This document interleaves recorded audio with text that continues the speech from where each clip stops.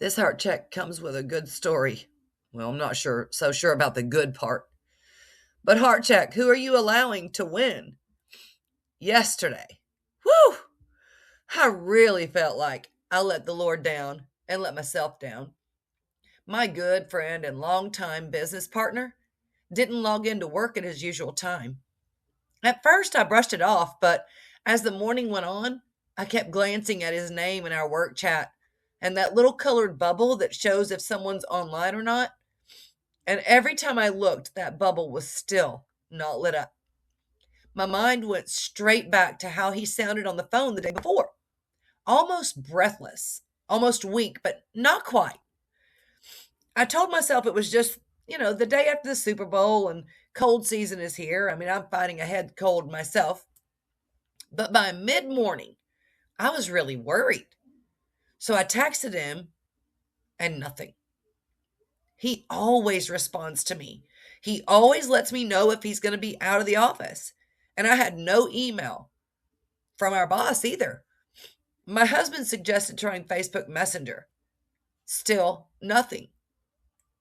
Our boss is out of town with senior leadership, and I didn't want to bother him, but by the end of the day, I couldn't take it anymore. I reached out and asked if he had heard from my friend. When he said no, I told him everything going through my mind. I was almost frantic at this point. I asked if he could reach out to my friend's wife, but he didn't have her number with him at that moment.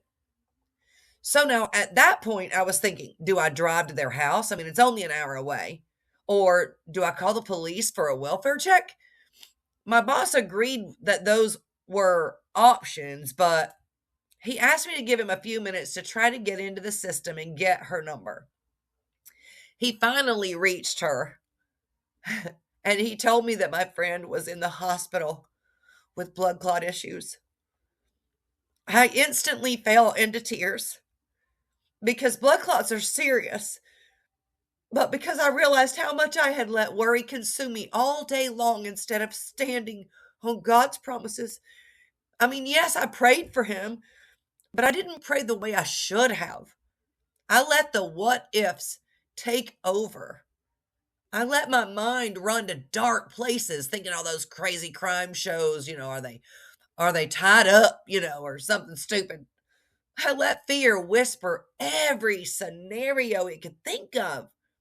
I couldn't focus. I couldn't relax.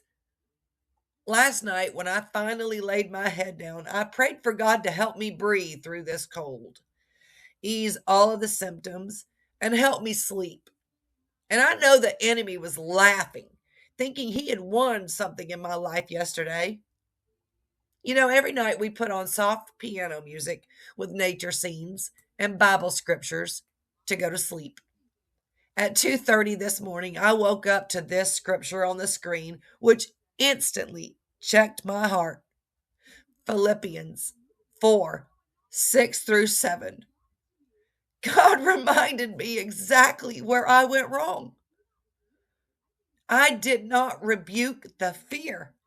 I did not shut down the lies that were being whispered to my mind. I didn't hand over the worry and leave it with him. So this morning I repented.